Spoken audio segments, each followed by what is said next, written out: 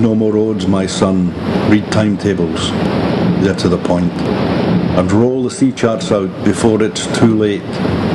Be watchful, do not sing. For once again the day is clearly coming when they will brand refusers on the chest and nail up lists of names on people's doors. Learn how to go unknown. Learn more than me. Learn to change your face, your documents, your country. Become adept at every petty treason.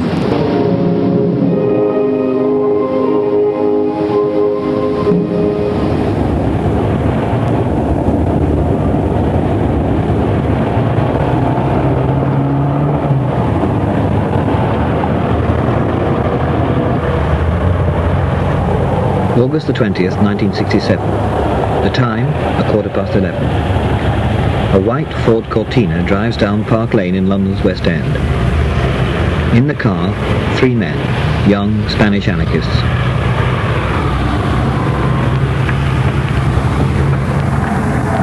They turn into Grosvenor Square, draw alongside the American Embassy,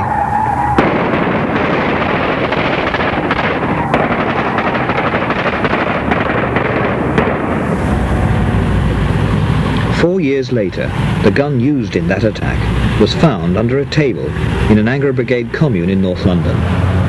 How it got there, who handled it as it passed from group to group, sums up the development of anarchism, once the sole concern of a few Spanish expatriates, to a movement that introduced a new form of urban guerrilla activity that grew till the lives of cabinet ministers were seriously at risk.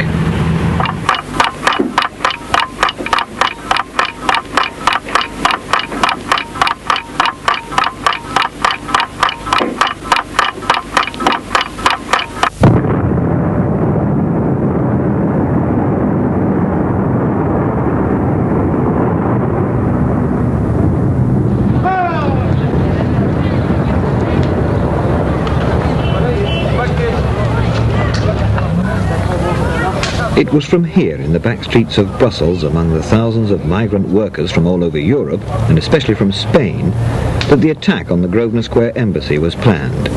Planned principally by this man, Octavio Alberola, a Spanish-born anarchist, a dedicated revolutionary, known to the security services in at least 3 countries as one of the most dangerous men in Europe. In Britain, he's seen as the contact man and father figure of the group that became the Angry Brigade. Like many other Spanish exiles before him, Alberola found Belgium a tolerant country, reasonably safe from the attentions of the Spanish secret police, and with its anarchist cafes, bars and clubs, almost like home. At first, Alberola was influenced by an older generation of political militants, traditional anarchists who've often paid a heavy price for their opposition to the Franco regime. Miguel Garcia was sentenced to death, spent weeks in a condemned cell, was reprieved, and spent 20 years in jail. Because we think that the more intelligent people, the ones who have not the right to use this superiority, intelligent superiority, to exploit the other. The same as the one who is stronger physically has not the right to abuse his strongness. That is the way. Put simply, Garcia's generation want an end to all forms of authority in personal and political life. No government, no legal system, no civil service, no bosses. It's an anarchist ideal that Garcia fought for in the Spanish Civil War and lost. And his generation spent the years that followed in prison, in exile, or engaged in guerrilla resistance against the Franco regime. It was a resistance that ended effectively with the death of the most famous guerrilla of them all, Francisco Sabaté. He was cornered in 1960 by government troops in a farmhouse in the Catalan mountains. He managed to escape badly wounded, but 5 of his companions were killed, and Sabaté himself was caught and later shot. His death was a turning point in the development of anarchist activity in Europe. It brought Miguel Garcia's generation to an end. These were men who'd operated openly in Spain against Spanish targets. But new young men were emerging with new ideas and subject to new influences. Octavio Alberola was one of these new men. Alberola Alberola had worked in Mexico with Fidel Castro and Che Guevara preparing the Cuban invasion. And what they'd done in Latin America, he decided to try in Europe. We met him at a secret hideout on the continent, and he agreed to talk about some of his efforts to revive and reshape traditional Spanish anarchism into an anti-capitalist, anti-imperialist international movement. Through an interpreter, Alberola told us that soon after Sabaté's death, a new and highly secret organization, known as the DI, the Défense d'Intérieur, was formed to coordinate these new anarchist developments. And by chance, the DI were helped in their task of internationalizing the Spanish movement by the Spanish government itself. Were garroted, Delgado and Granados, two anarchists in Spain. And there has been a very big repression all over Europe, especially in France and in Italy too, against anti-Franquist militants, but especially anarchists. The execution of Delgado and Granados got worldwide publicity, and many people were shocked. One young Briton in particular was disturbed by what he felt was excessive Spanish repression. Stuart Christie was brought up in a mining area of southwest Scotland. At the age of 16, he was a member of the Anti-Nuclear Committee of 100. At 17, he joined the Glasgow Federation of Anarchists. I couldn't stand by and watch as an onlooker and say, well, there's nothing I can do. There was something I could do, and that was take an active part in the resistance. And what did you do? I approached the resistance organisation, the Libertarian Resistance Organisation, and offered my services. What did they ask you to do? In whatever they saw fit to employ me. And how was that? I was employed as a courier, transporting explosives between point A and point B, which was Madrid. And you were picked up in Madrid? I was picked up in Madrid in August 1964. And sentenced to 20 years? I received a sentence of 20 years on the 1st of September. I was tried by a council of war and military court-martial, which was all over within an hour. In fact, I knew very little of what was actually being said, and nothing, in fact, of what was being said during the proceedings. I wasn't told at the time either what the sentence was. This was passed to me 2 or 3 days later. A little note was slipped under the cell door saying that the probable date of release was 1984, which was I was none too pleased with. Christie's capture was a sign of just how effective the Spanish secret police had become in penetrating and dealing with the new revitalized anarchist movement. So, to protect themselves, the DI decided to set up totally secret guerrilla cells. Alberola was to be the link between these new cells and the outside world, and he was soon having to justify the exploits of the most notorious of them, the 1st of May group.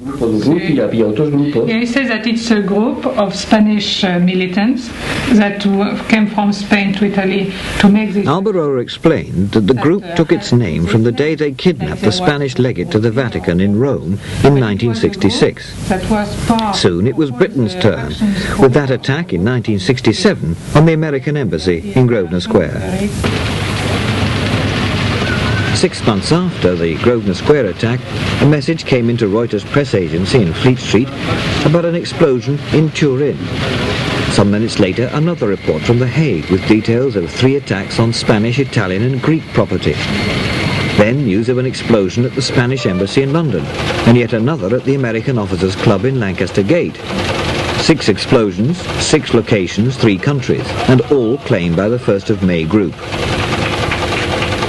Years later, the 3 London incidents were regarded by the authorities as the beginnings of the Angry Brigade conspiracy. In the middle of all this 1st of May activity, Octavio Alberola was arrested in Belgium for entering the country illegally. Stuart Christie, now back in Britain after serving just 3 years of his 20-year sentence, began to campaign for him through the International Black Cross, a movement he'd revived to help anarchist prisoners. In 1967, well, during the period I was in prison, I realised that the only people who were receiving any assistance whatsoever from the outside, that is, outside the organisations the prisoners belonged to, and their immediate families, the only people who received assistance were members of the Communist Party and the Jehovah's Witnesses. everyone else was forgotten. In Britain, Christie edited a Black Cross bulletin in collaboration with Albert Meltzer, a lifelong anarchist who worked with him on a book, The Floodgates of Anarchy. Christie's Black Cross organisation soon caught on abroad. It was, and still is, in operation in more than a dozen countries, and 3 of its representatives have died in conflict with the authorities. It was largely because of Stuart Christie's connections with the Black Cross movement that in Britain the security services had already made up their minds that it was Christie who'd import revolutionary ideas and spread them among the country's youth. But in their concern to keep an eye on Christie, they overlooked the parallel and much more important influence coming into Britain from quite another direction.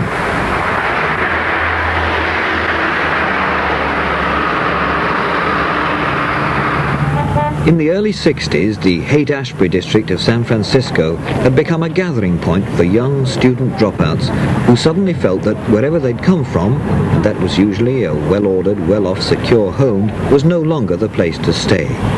They wanted an alternative to the materialist, consumer-based, authoritarian society offered by an older generation. They experimented with drugs, dress, food, anything that got away from middle class, middle morality, middle America. Towards the end of the 60s, this American attempt to revolutionize lifestyle met up with Europe's revitalized anarchism. It was an explosive mixture, sparked off by just a handful of students at one university.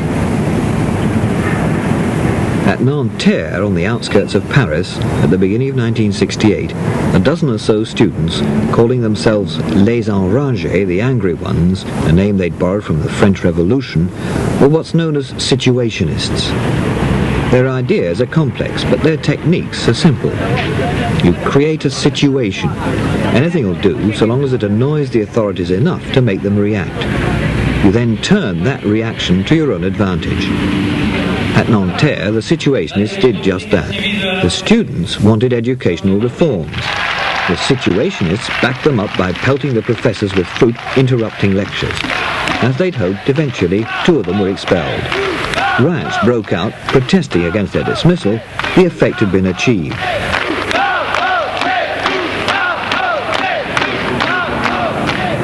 Within a matter of weeks, the riots had spread from Nanterre to the streets of Paris itself.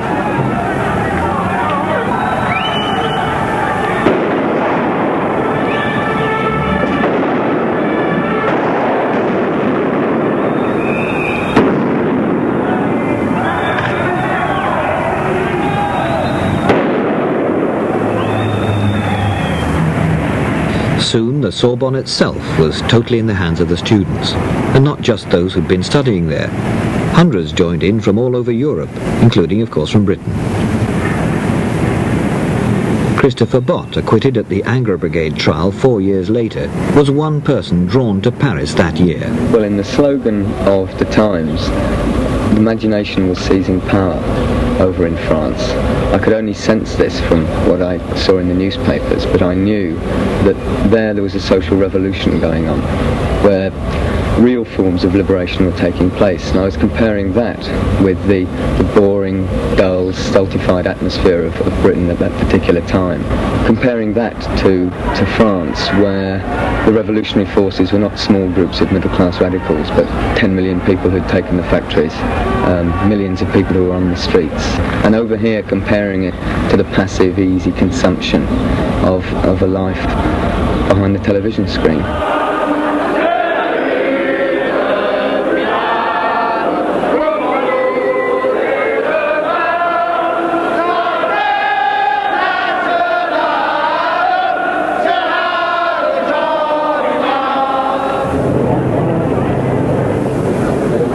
And the young people with him heard among the dozens of attempts to draw up some kind of revolutionary policy the views of people like Danny Cohn-Bendit, and of course the views of the situationists. Abolish all hierarchies, shut down the universities, take over the factories. Other groups didn't agree. The arguments were long, often heated. Another young Briton in Paris that year was particularly impressed by the situationists. John Barker, then at Cambridge, began to translate some of their pamphlets. Barker was eventually deported from France and went back to Cambridge full of situationist ideas. He wasn't there to see the whole revolutionary movement collapse into a trade union demand for a pay rise. To those like Barker, inspired by events in Paris to work for the new order, it was all sadly dispiriting. But there was one last hope. A huge anti-Vietnam War demonstration had been organised for October that year in Grosvenor Square. 100,000 people were expected to march through the streets of London in another international and possibly revolutionary event. But with Paris very much in mind, the authorities took no chances, and as the demonstrators crowded into Grosvenor Square itself, the police were there in strength and managed to control the proceedings for most of the time. Once again, the established order had stood firm, and for those who were hoping to get from the demonstration some kind of revolutionary situation, it was a disappointment. They realized now that big demonstrations were a waste of time. The authorities had learned how to cope with them. What was needed now, they felt, was a much more direct challenge to society, if necessary, outside the law. Was wollen Sie denn jetzt? Wie wollen Sie sich aus dieser Situation befreien? Es gibt keine Chance für Sie. It was in West Germany that the first evidence of this new-style confrontation with the state emerged following the disappointments of Paris and Grosvenor Square. The Baader-Meinhof group, or Red Army faction as they're sometimes called, decided quite simply to declare war on German society. The police were held at bay for almost 2 years, and as an example of how a small urban guerrilla group could terrorize a whole country, the Baader-Meinhof people were impressive.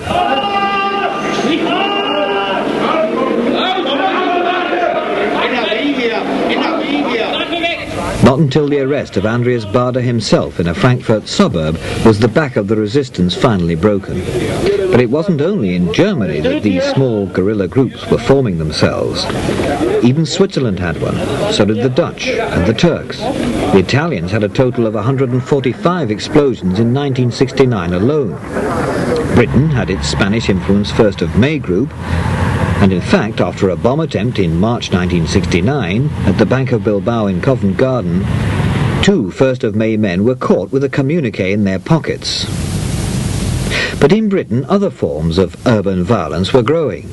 In August 1969, in London, a petrol bomb was thrown at the Ulster office. And though not much of an incident on its own, in fact it was crucial to the development and the fate of the Anglo Brigade itself. Ian Purdy, who'd been active in protest movements for a number of years, was arrested and charged with throwing the bomb. He was sentenced to 9 months and later sent to Albany Prison in the Isle of Wight. There he met Jake Prescott, a small-time criminal and drug addict who'd lived in institutions for most of his life. Purdy struck up a friendship with Prescott and began to interest him in politics. He realised that one could Ian Purdy. change from struggling as an individual, which he's done all his life, struggled against his conditions, struggled against things that he's been subjected to, but as an individual, and he realised, I think, that struggling collectively is more coherent. Struggling collectively has more strength, has more power, and this leads further into struggling with his class, which is basically how he did change, I think, or how his attitudes changed, how he came to realise that there were different forms of struggle. While Purdy was educating Prescott in Albany Prison, outside the 1st of May group were making the headlines again with another concerted attack, this time at airports in 4 countries flying Spanish Iberia Airlines. At Heathrow, a hold-all with a bomb in it was taken off an Iberia plane after someone had called Scotland Yard. Then, just 12 days after this, came the first sign that the 1st of May, as a violent revolutionary group, were not alone.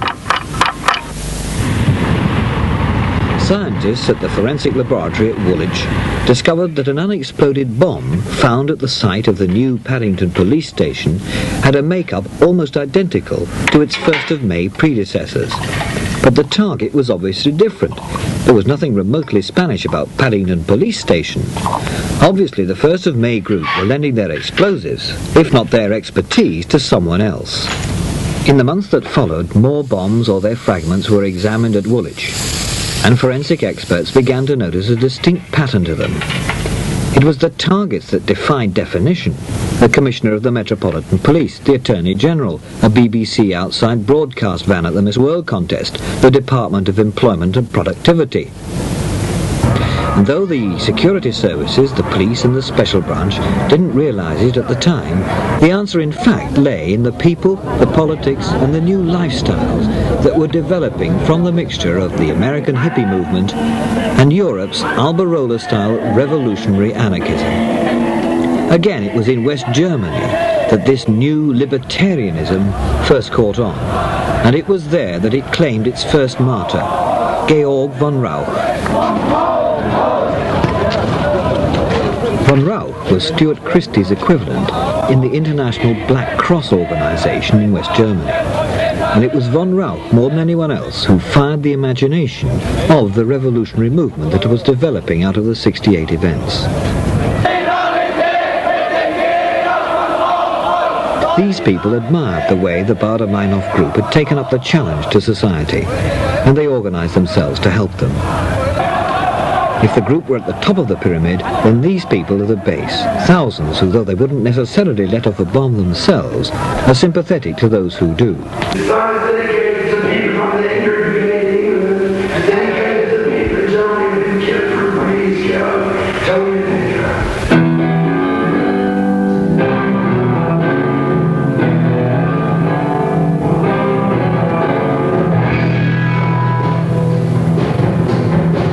The words and the music are anti-authoritarian, anti-society. This isn't the sound of protest, it's the sound of revolution.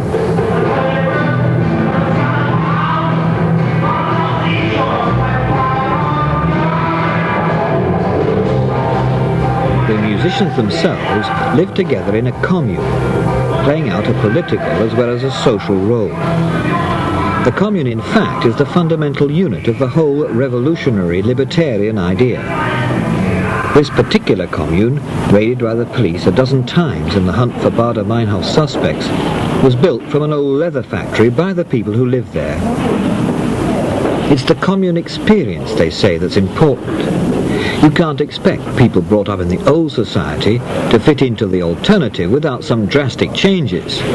And for that, it's essential first to break down the family unit, to develop non-family relationships. But of course, liberated women have children, and a great deal of care is put into bringing them up to fit into the world they want. Commune children eat, sleep and play together. Outside the commune, they join in what's known as Kinderladen. Originally, these groups were set up to allow commune mothers more time to attend political demonstrations. But a system soon began to build itself into the plan. The children were encouraged to develop free from any kind of inhibition, free from any competitive instinct.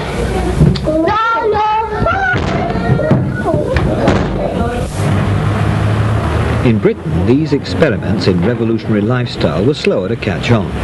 But when they did, it was in the Notting Hill area of West London that they first took root. In a very small way, the district became the nearest Britain had to San Francisco's Haight-Ashbury. It was, and in some senses still is, a centre for dissident student dropouts, for anyone who wants to go to extremes in social and political life without too much attention from his neighbours, if not from the authorities. It was to this environment that Jake Prescott came after his release from Albany prison to put into practice the kind of politics Ian Purdy had been telling him about. Prescott began to mix with people who were beginning to organise themselves into revolutionary cells, and not only here in the decaying Victorian tenements of Notting Hill, but also in Manchester and Edinburgh. Soon there were more bombs, and then in December 1970 came the first clue to what was happening. A communique was sent to the International Times claiming the bomb attacks, and it was signed Angry Brigade, the first time the words had been used. The communique also claimed a machine gun attack on the Spanish embassy. Later, the gun, a .38 Beretta, was proved ballistically to be the same gun that was used on the American embassy 3 years earlier. So here was direct evidence of a link between the 1st of May group and people now calling themselves the Angry Brigade. And as if to emphasise the point, just a month later, on January the 12th, 1971, came the most serious incident yet. 2 bombs went off at the home in Barnet of the then Secretary for Employment and Productivity, Mr. Robert Carr. And for the Angry Brigade, it was a serious error of judgment. Up to now, the bombings had been largely the preoccupation of the security services and the special branch. The explosions at Barnet were on an altogether different scale, and they brought in for the first time trained investigators, CID men led by Detective Chief Superintendent Roy Habershon. The second bomb went off shortly afterwards, after the family had evacuated the house, and whilst Mr. Carr and some police officers who'd been summoned to the scene were actually standing there. And it was only because the bomb flared a little that they were able to take cover. So we had the situation where 2 unstable bombs had gone off in circumstances which, as far as I was concerned, amounted to attempted murder. But in his hunt for the bombers, Mr. Habershon had some formidable problems, not least the vast communications gap between the police and the people they were dealing with. During one raid on the offices of the magazine Time Out, special branch detectives had the embarrassing experience of having to explain why they were there on film. Well, in fact, you're a member of the special branch, aren't you? I'm here as a police officer to do a specific job. There are official channels that you can go through, and I'm not one of them. But seriously, I think it's a bit... you can appreciate my position. How can I possibly say anything about it? I don't know the circumstances, and if I did, I wouldn't discuss them anyway. The police were often shocked by the lifestyle of the people they raided. Some of the communes they went into were far from the standards of hygiene and organisation reached in Germany. And there were shocks too for the people being raided. For many it was their first taste of police methods. They didn't like being woken up in the middle of the night. They objected to the searching, and they were not the least bit sympathetic to what the police were trying to do. This was a popular cry from the people that we were investigating, that we were merely harassing them for their left-wing views. This was not the case. As I say, I had to get amongst these people because the responsibility for the bombing clearly lay in this area.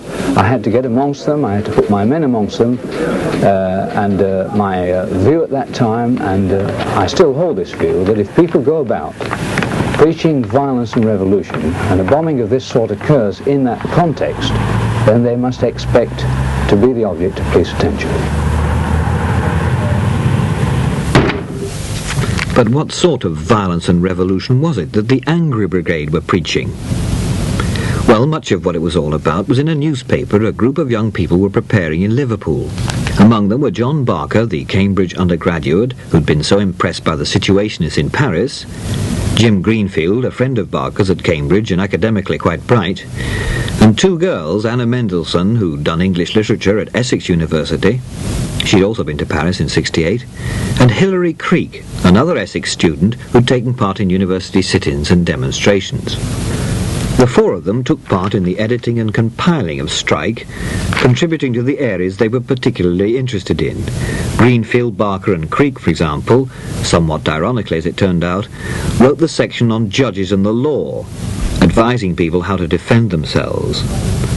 But whatever the hodgepodge of ideas expressed in the paper, one thing was clear. They were different from traditional left-wing views on almost every level. Marxist system is a better system.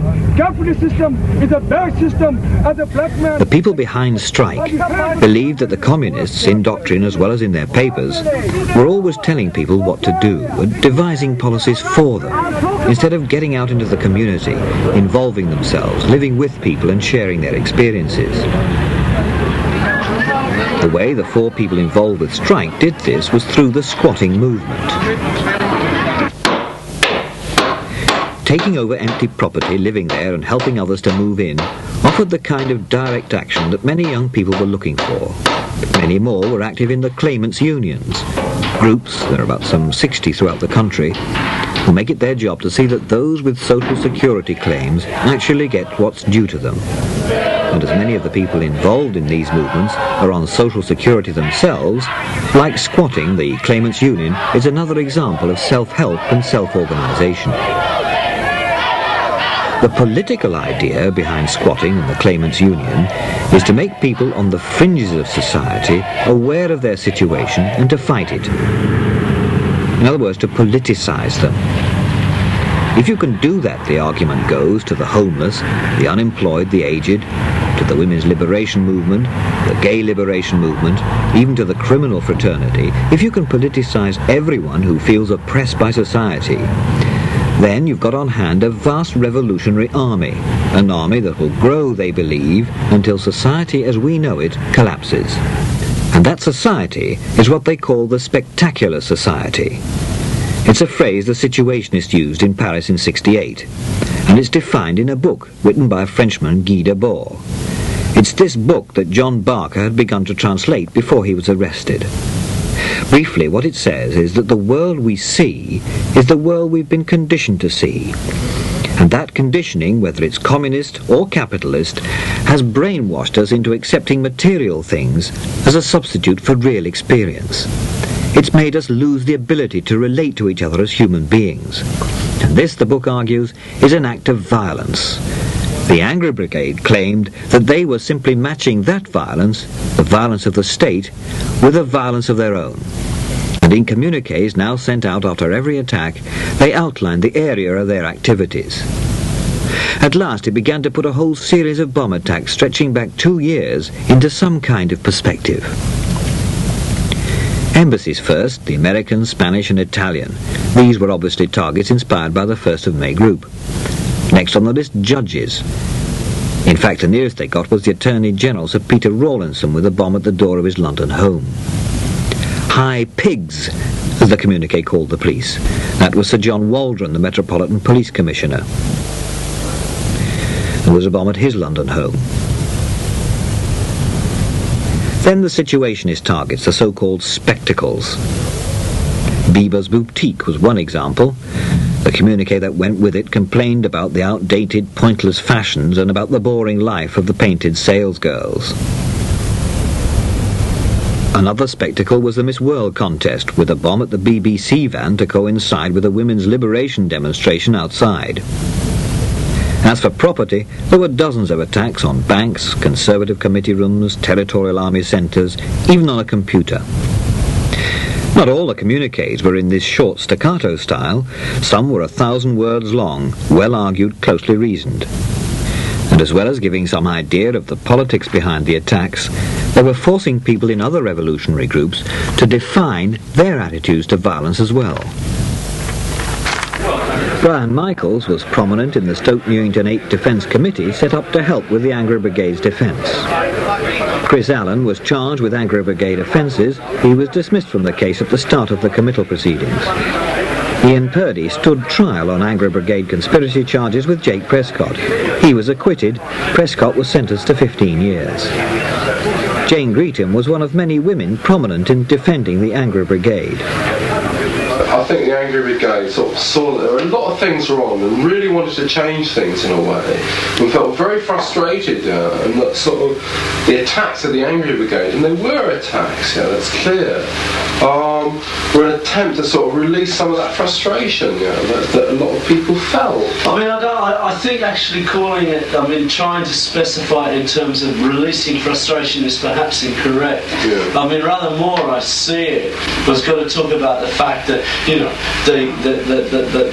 the ruling class actually just define violence in terms of a violent picket or a violent crime or a violent bank robbery or a violent bomb going off somewhere or other, which totally distorts the real essence of what violence is. I think in some ways, you know, it can, the whole question of violence, state violence and Angry Brigade violence, because I mean I think one can actually talk specifically about Angry Brigade violence, is sort of best expressed in a way, or crystallises itself best in a way. When you look at Car, I know on January the 12th, and I know about that experience very intensely because I was charged with it, because I had all the information more or less that was available to the police about it in terms of my interrogation, what I learned there, in terms of the depositions which one saw and the evidence that came out, that it was directly confronting the state at that stage,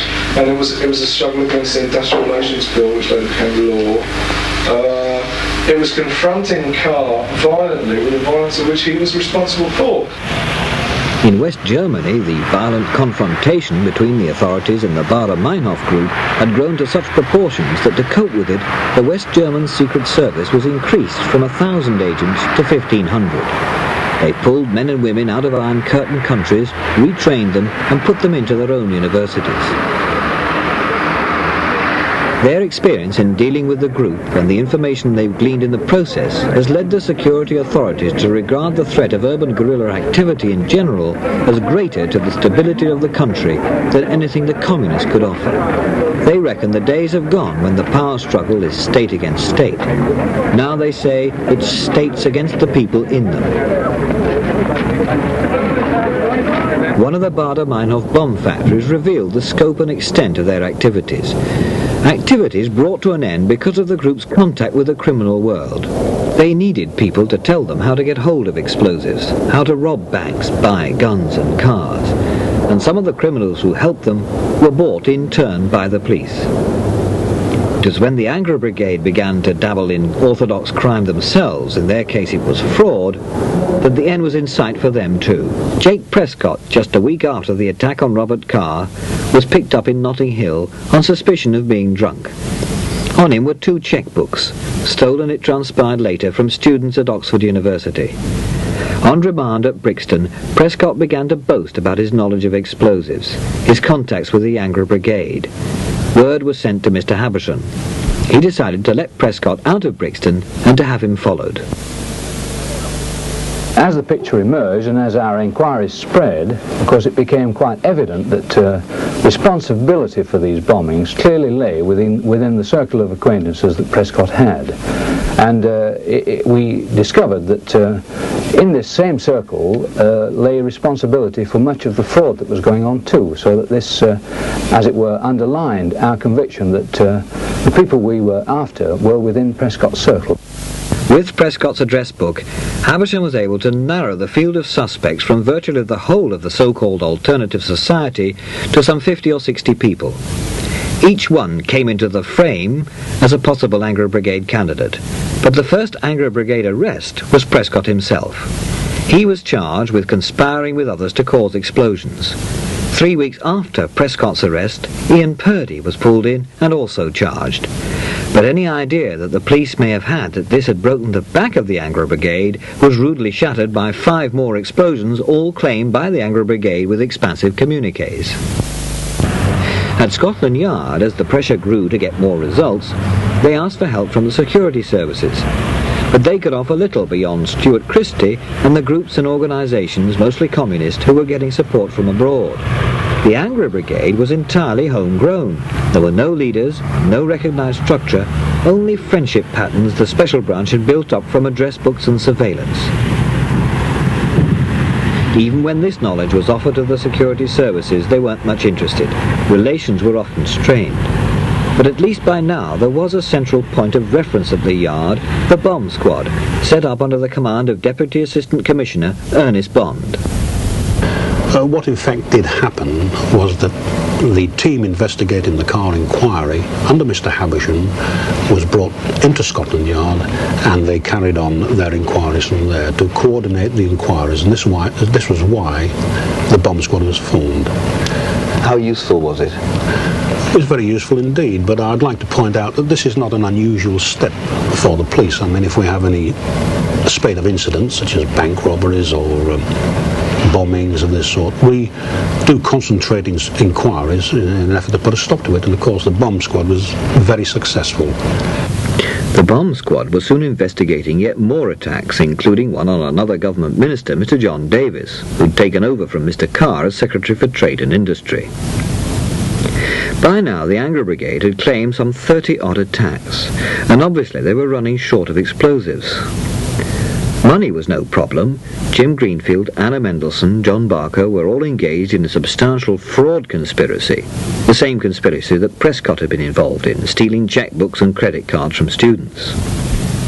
To get the gelignite, they arranged to consult their old allies, the 1st of May group, and for that they had to go once more to France. A accounts of what happened there precisely differ between the police version, the prosecution assumptions, and the equally melodramatic explanations given by the people involved. But the dispute's over motive rather than movement. No one denies that on Tuesday, August the 17th, 1971, Hilary Creek was in and around the Paris left bank. We've retraced the route she took. It began that day in the morning at the Maubert Mutualité metro station. The police claim she emerged at that time on her way to collect explosives from the first of May contacts. And that contact, they say, was Garcia Calvo, a lecturer in Latin at Lille University, and like Octavio Alberola, wanted by the Spanish police. Hilary Creek says she wasn't on her way to see Calvo, but to meet a man who would help her set up a news information service.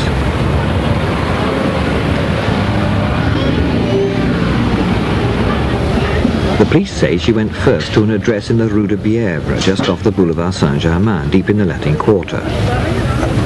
That address, Calvo's address, was found among her possessions, and it was from here, the allegation goes, that Creek, after a day's negotiations and dealings, collected 33 sticks of gelignite manufactured in France.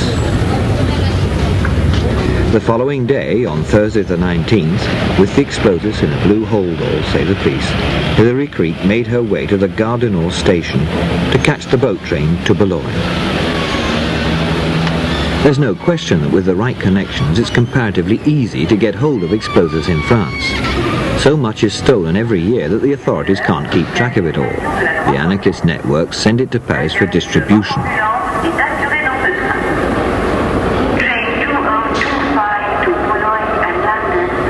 But to get it out of the country is quite another matter.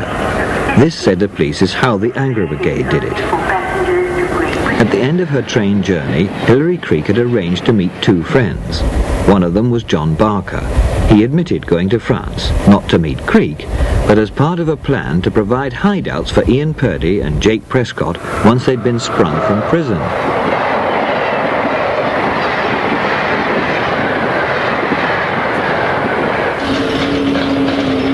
Again, the movements aren't in dispute.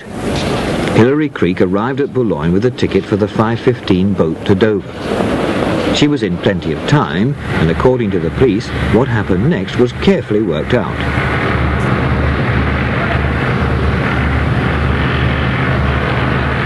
She'd been told to take the explosives to a particular part of the port, and there to wait for Barker and his companion.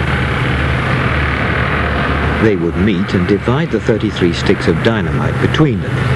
The idea was that if one of them got caught, the others could at least get some of it through.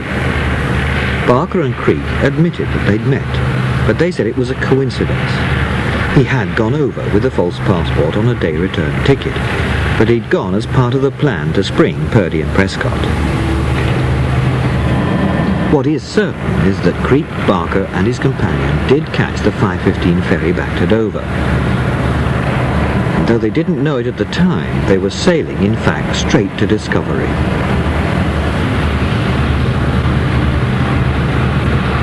Late that night, Creek and Barker got back to the flat they were living in at Amherst Road in Stoke Newington, North London. The explosives were safely through the customs and together again in one place. The two of them went in to join the two other people living there, Jim Greenfield and Anna Mendelsohn. We'd been looking for these two people, Greenfield and Mendelsohn, for some considerable time. They were strong suspects both for the fraud and the bombings. And we'd had a number of pieces of information about their whereabouts, and we kept observation on a good number of premises, but without success. However, in the middle of August we got a piece of information that Mendelsohn might be found at this address in Amherst Road. So on the morning of August the 20th, the day after Creek and Barker had got back from France, the police began to keep watch on the house.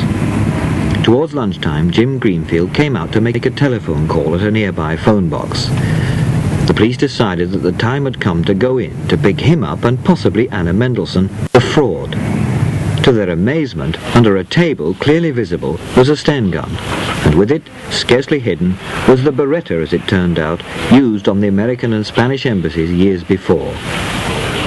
A were revolvers, ammunition, a whole array of armoury, and with it all, 33 sticks of French-made gelignite and a blue holdall. The allegation that that material had been planted at Amherst Road, put there specifically by the police to obtain a conviction, formed one of the main defence planks in the Angry Brigade trial. That, and the charge that the defendants were in the dock for their political beliefs. In fact, there were two trials. The first one related to Prescott and Purdy, and charges were to do with the bombing at Robert Carr's house. Prescott got 15 years for his part in that. On appeal it was reduced to 10, and Purdy was acquitted on all charges. And then followed the trial of the so-called Stoke Newington 8, the longest trial, longest criminal trial in legal history, and certainly one of the most controversial. 4 of the defendants were actually living at Amherst Road at the time: Barker, Creek, Greenfield and Mendelssohn. And 4 of their friends were also charged. Christopher Bott, who'd arrived at Amherst Road the day after the police raid, and 2 girls were charged, Angela Weir and Kate McLean. They were both heavily involved in women's lib. And finally, Stuart Christie. He had also arrived at Amherst Road the day after that raid. Now, 3 of the defendants, Barker, Creek and Mendelssohn, chose to defend themselves. Their task was to convince the jury that the police were corrupt enough to have planted the material found at Amherst Road. To do it, they claimed that the police had invented oral statements, beaten one of them up, lied under oath, even suppressed forensic evidence. But would the jury believe this all-out attack on the police? Well, people in court who'd observed them closely throughout the trial were convinced there'd be a split, and there was. The defendants themselves felt 7 of the jury were against them, 3 were undecided, and it became clear when the judge was forced to accept a majority verdict that 2 were not prepared to convict them at any price. In the event, Barker, Creek, Mendelssohn and Greenfield were found guilty. The other 4 were acquitted. The jury asked for clemency, and the judge decided to take that into account in the sentencing, 10 years each. He said that without the jury's plea, he would have given them 15. The 4 found guilty lodged appeals some months later, but these were dismissed, the court reflecting the views of the trial judge that it was sad to see such intelligent and educated people in their situation. Undoubtedly, they'd been brought there by a warped sense of sociology. That at least was the judge's view. But what about the Angry Brigade supporters? In many ways, the Angry Brigade are sort of revolutionaries, the armed revolutionaries of the kind of, of the first hour, they're the sort of first people who've actually taken up this position, and the significance of what they've done, won't become clear for some years, because I think in, say, 3 or 4 years' time, or even longer, that people then will relate to what they've done now, and we'll think about that and think it's important. Perhaps I don't think it's important now, but they'll begin to understand that in some years' time.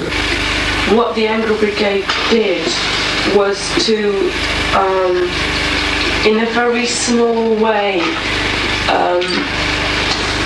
turn around and say to the government, say to Carr, we're hitting back. As for the police, as a result of their inquiries, they now understand the politics behind the violence.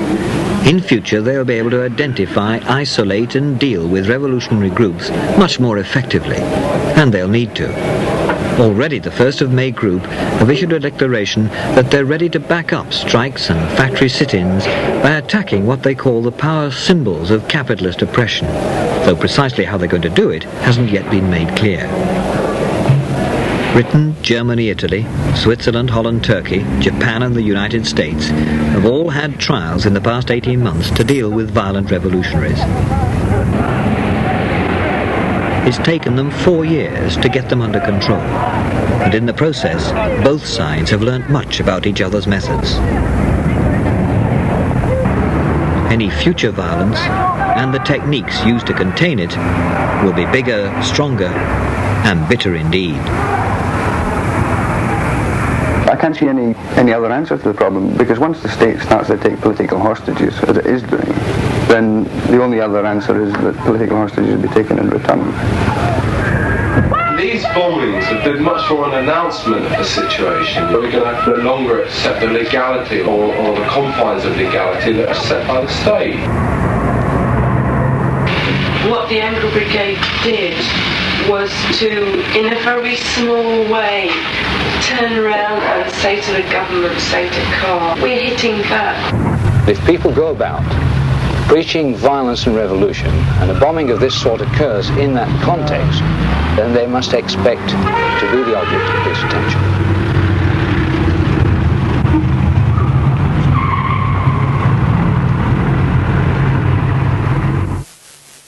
Almost exactly 7 years after the Angry Brigade trial ended in December 1972, the Old Bailey was the venue for another political conspiracy trial.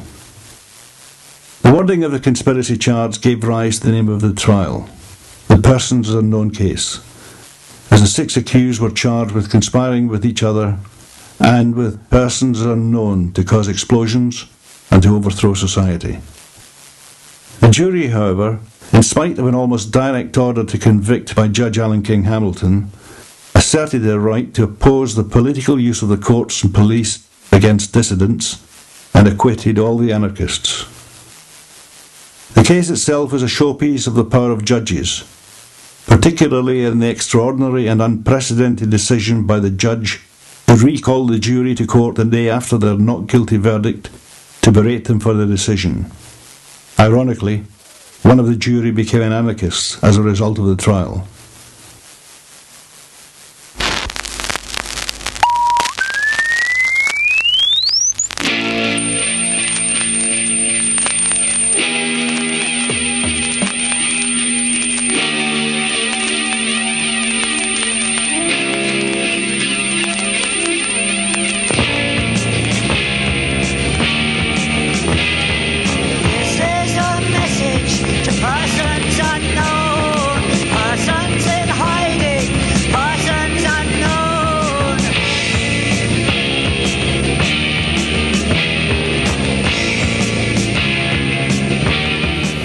May the 24th, 1978. 65 Kensington Gardens Square, London W2.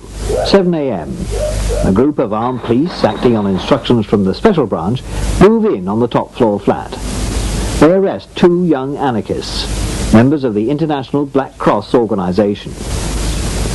Later that same day, in Fleet Street, Albert Meltzer, one of the men who founded the anarchist Black Cross network, is on his way to work as a copy taker at the Daily Telegraph.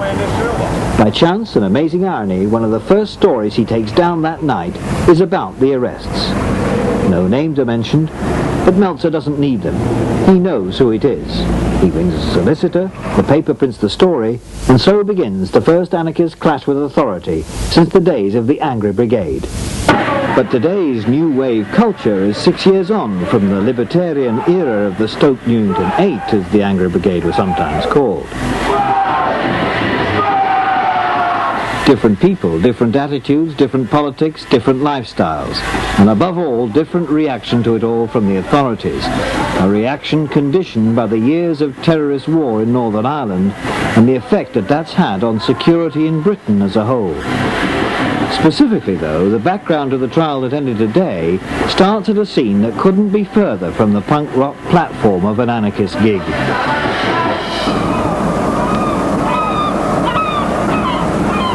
The tiny island of Sanday in the Orkneys, home of Stuart Christie, who lives here in a kind of self-imposed exile, running a successful anarchist publishing business. 2369.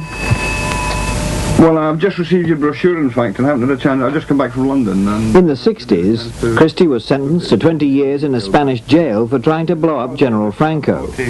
Later, in Britain, he was charged with Angry Brigade offences, acquitted, and now spends a good deal of his time preparing, writing and commissioning articles for an anarchist paper called the Black Flag. Okie dokie, Mr. Jeffrey. Right, thank you. Bye-bye. Copies of the paper arrive in Sanday in bulk by plane from the printers in London every fortnight.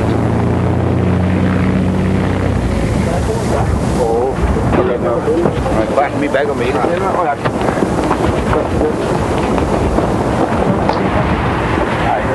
Well, the Black Flag has two functions. One, to provide information regarding anarchist and libertarian prisoners throughout the world, and the other function is that of propaganda and comments on topical subjects from an anarchist perspective. So the message goes out from Stuart Christie's office in the Orkneys to Black Flag readers and anarchist prisoners all over the world. Sometimes the authorities let the paper through, sometimes they don't, and copies are destroyed or politely sent back. But there's one prison we do know the Black Flag got through to. We know because someone there read it, liked it, and wanted to know more.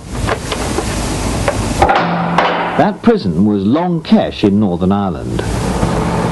In 1975, the prison huts, or cages as they were called, were divided into groups.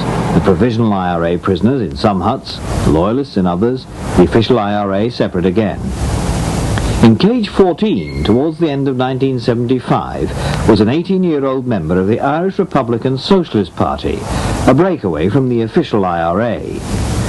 Ronan Bennett was in Long Kesh waiting for the result of an appeal against his conviction for murdering an RUC man during an armed robbery.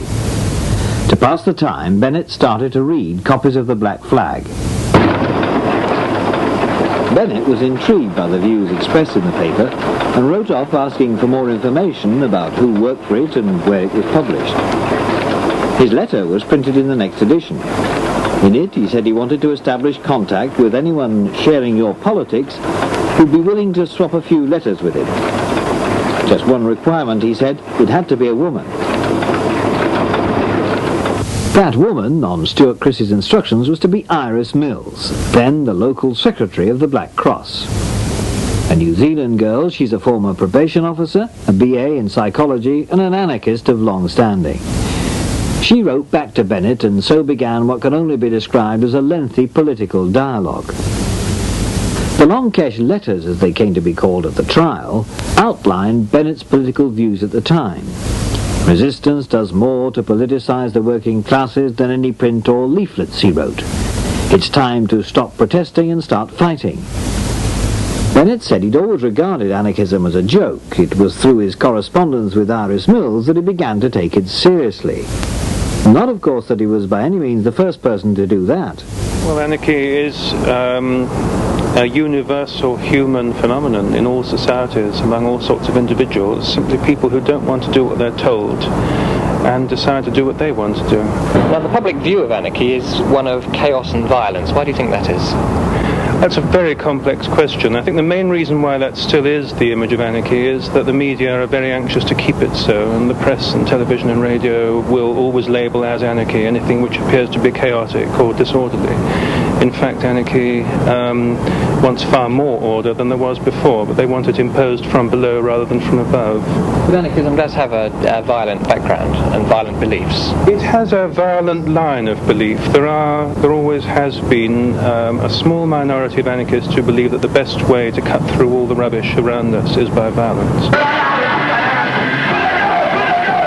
Anarchist rock groups like Crass, a growing phenomenon among the young these days, would certainly disapprove of that violent minority of anarchists Nicholas Walter was talking about. The group went round giving benefit concerts for the people on trial at the Old Bailey.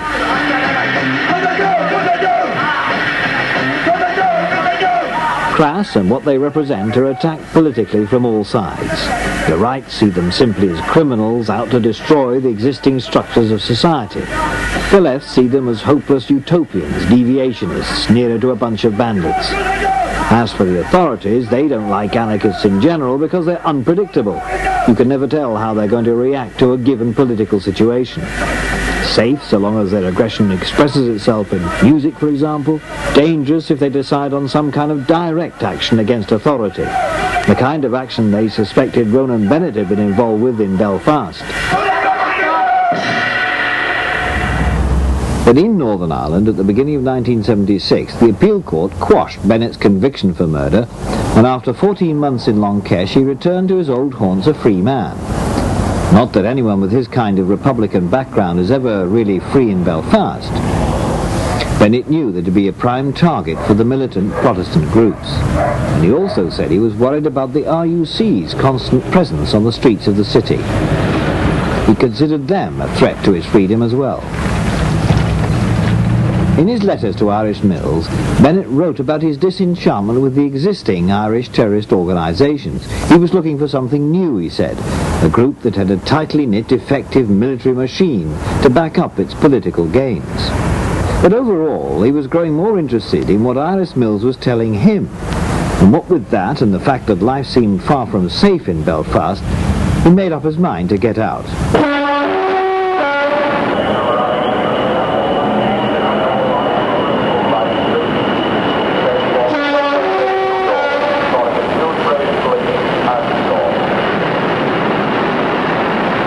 In May 1976, Bennett arrived in Huddersfield, home of his Long-Kesh correspondent Irish Mills, and before his Orkney days of Stuart Christie. A number of local secretaries of the Black Cross in different parts of the world have been murdered.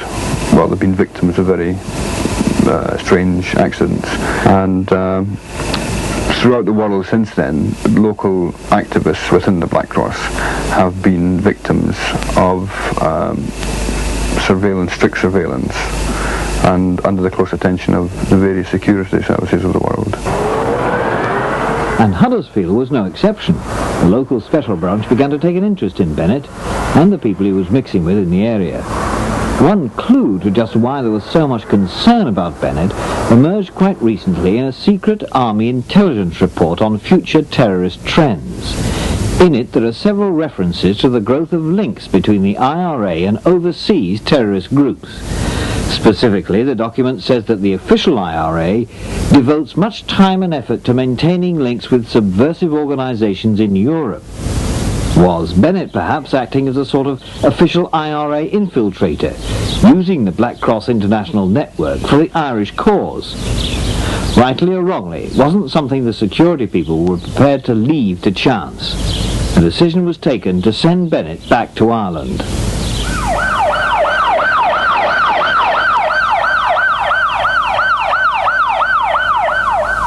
It was left to the Huddersfield police to do the job. They arrested Bennett and Irish Mills and applied for an exclusion order under the Prevention of Terrorism Act. But the move failed. The assessor judged that there wasn't enough evidence to justify Bennett's exclusion, and they were both released, convinced now that the authorities were out to get them at any price, that for Bennett, England wasn't so safe after all. Ne soyons plus esclaves sous le drapeau ralliant. Sous nos pas brisons les entraves. 89, réveillez-vous. 89. Over the years, Paris has had more than its share of violence in pursuit of political aims. The city's also traditionally been a centre for anarchist politics. It's even said that the Sacré-Cœur Cathedral in Montmartre was built by grateful authorities to celebrate victory over the communards in 1871.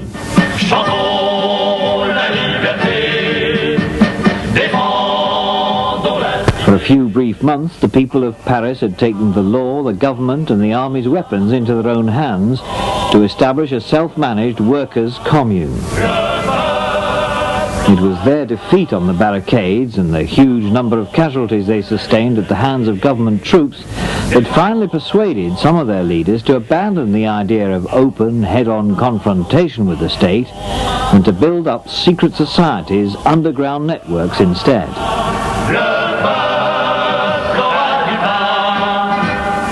That tradition has come down to the present day. Dozens of exiled terrorist groups base themselves here, including one called the International Revolutionary Solidarity Movement, the 1st of May group, which had links with the Angora Brigade and which, say the police, provided them with their weaponry. Into this highly charged political atmosphere in the summer of 1977 came Mills and Bennett. Armed with the addresses of Black Cross contacts, they were accepted as comrades and received as people being persecuted by the police.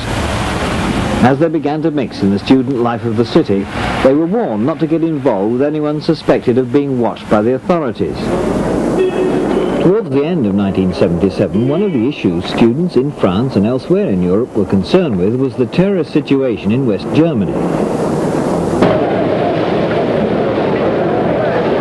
After after the deaths of Bader, Meinhof and Enslin in the Stamheim prison, there were demonstrations throughout Europe. Britain had a support group called Brigade, based largely on Rising Free Bookshop in Islington. Again, its roots go back to the days of Agitprop and the Angry Brigade. Well, although not everyone in the collective is an anarchist, we all share common political beliefs, and that we're opposed to exploitation, oppression, and class divisions within society. Rising Free's main function is to disseminate literature, to give people the opportunity to read about, develop, understand non-manipulative, non-authoritarian alternatives to what exists today. Not everyone who bought books from Rising Free, of course, necessarily shared the same political views. There were debates and disagreements even among members of the Black Cross. Bennett and Mills, for example, disapproved of the hero worship some people seem to be giving to the Bader-Meinhof group. But another Black Cross member, Daffy's Lad, who'd been deported from West Germany because of his terrorist connections there, disagreed. He supported anyone prepared to take arms against the state. One of Ladd's political associates was Stuart Carr, who'd served with him in Albany prison. He told police later that he'd always been interested in politics. "That's why I'm a thief," he said. Carr was soon mixing in Black Cross and Rising Free circles, and at meetings there and at Conway Hall, where R.S. Mills was working as letting secretary, a group began to emerge with a common interest in the kind of politics that the authorities obviously found unacceptable, and something to keep a very careful eye on. But it wasn't until Mills and Bennett were living at Kensington Gardens Square that the police were finally given orders to move in on them. On the pretext of searching for stolen medical cars, the Special Branch organised a raid. The man who briefed the police before they went out was a Special Branch officer who'd been on many raids himself in the past, this one at Time Out during the hunt for the Angry Brigade. Special Branch Detective Roy Creamer, an anarchist specialist, is the man at the Yard most familiar with the politics and personality of the so-called libertarian left. He told the local police what to look for. What they found, though, wasn't that much. Inside the flat there were signs hidden away of the clandestine life, false passports, birth certificates and stolen driving licenses. There was a kind of weed killer that can be used in explosives, and with it the anarchist cookbook, a kind of do-it-yourself guide to bomb-making, booby traps and poisons. The kind of book, the prosecution said later, that no law-abiding person would have in this country, a recipe for death and mutilation. The defendants said they regarded the anarchist cookbook simply as a joke. Nevertheless, as a result of what the police found, Mills and Bennett were arrested and charged with conspiracy to cause explosions. Next day, BBC Television News broadcast a warning from the police. Scotland Yard have just issued an appeal for information about a car connected with an alleged bomb plot. They believe the car, a beige Fiat 124 Saloon, registration number XTP753J, could be in the London area. The public are urged not to go near or touch the car, but to call the police immediately if they spot it. Tonight's appeal comes as a young couple were charged with conspiring to cause explosions following a police raid on a Bayswater flat earlier this week. In fact, the car was found a few days later at the bottom of a cliff in South Wales. It had been driven there by Daffy's Lad, who'd seen the warning on BBC Television News and panicked. Lad himself was arrested soon after and also charged with conspiracy to cause explosions. His fingerprints had been found in Mills and Bennett's flat. But some of the police looking into the case were concerned that they may have jumped the gun a bit. After all, there hadn't actually been any explosions. The evidence generally was pretty thin.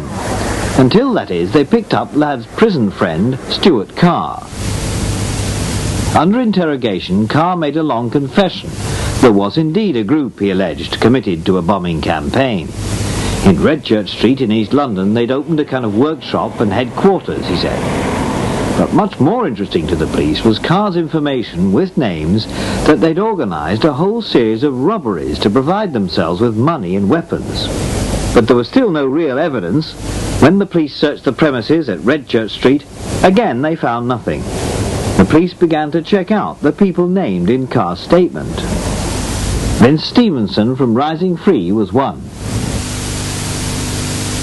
Stevenson took 2 days to give the police his address, and when they finally got it out of him and went there, they could hardly believe their luck.